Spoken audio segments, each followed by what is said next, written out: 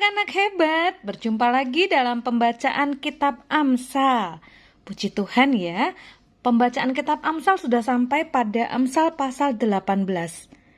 Ada 24 ayat loh. Kalau Bude baca semuanya pasti durasinya jadi panjang. Nah, Bude hanya memilih 2 ayat 20 dan 21. Anak-anak tetap baca ya, menyelesaikan dari ayat 1 sampai dengan ayat 24. Demikian firman Tuhan. Perut orang dikenyangkan oleh hasil mulutnya. Ia dikenyangkan oleh hasil bibirnya. Hidup dan mati dikuasai lidah. Siapa suka menggemakannya akan memakan buahnya. Anak-anak hebat, banyak orang meremehkan kuasa perkataan. Sehingga banyak kata-kata sembarangan atau kata-kata sembrono yang bisa keluar dari mulutnya. Alkitab dengan keras mengingatkan kita, hidup dan mati kita dikuasai lidah. Siapa suka menggemakannya akan memakan buahnya. Jadi, kalau kita menggunakan mulut kita untuk memperkatakan firman Tuhan dan juga mengucapkan hal-hal yang baik dan membuat orang lain mempercayai kebenaran, maka hidup kita pasti akan mengalami perubahan sesuai dengan hal yang kita katakan atau sesuai dengan firman. Karena itu, kita harus menyediakan waktu setiap hari untuk membaca dan merenungkan firman Tuhan, supaya semua yang benar, semua yang mulia, semua yang adil, semua yang suci, semua yang manis, semua yang sedap didengar, semua yang disebut kebajikan dan patut dipuji. Nah, itu dikatakan dalam Filipi 4 ayat 8. Itu semua akan keluar dari perkataan kita. Nah, kita harus selalu mengisi perbendaharaan hati kita. Artinya isi seluruh hati kita, sehingga yang keluar dari mulut kita pun hal-hal yang baik, yang sesuai dengan firman Tuhan. Matius 12 ayat 34 katakan, karena yang diucapkan mulut itu keluar atau meluap dari hati. Jadi hati-hati ya kalau berkata-kata.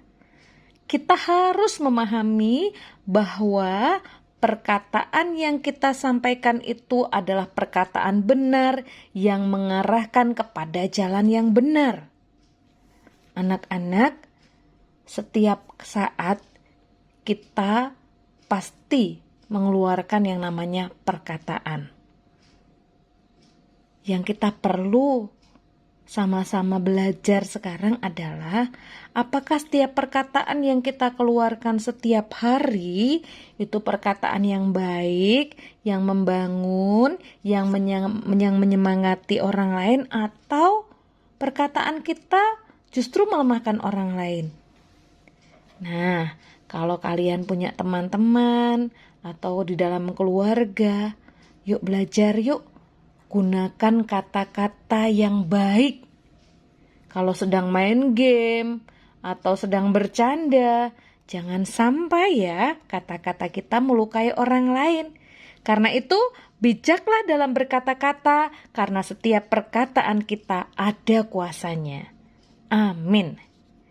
Nah, anak-anak, Bude ingin memberikan tugas untuk anak-anak. Untuk kelas balita, silakan kalian memilih satu ayat dan juga menyanyikan lagu Hati-hati Gunakan Mulutmu. Mungkin tugas ini udah pernah, tapi gak apa-apa supaya kita diingatkan terus untuk selalu hati-hati di dalam berkata-kata. Untuk anak-anak kelas 1 sampai dengan anak-anak kelas 6, coba ceritakan pengalaman kalian tentang kalian mungkin pernah berkata-kata yang membuat orang lain menjadi mungkin lemah ya, atau mungkin kita pernah sih mungkin mengeluarkan kata-kata yang kasar, yang sembrono saat kita main game.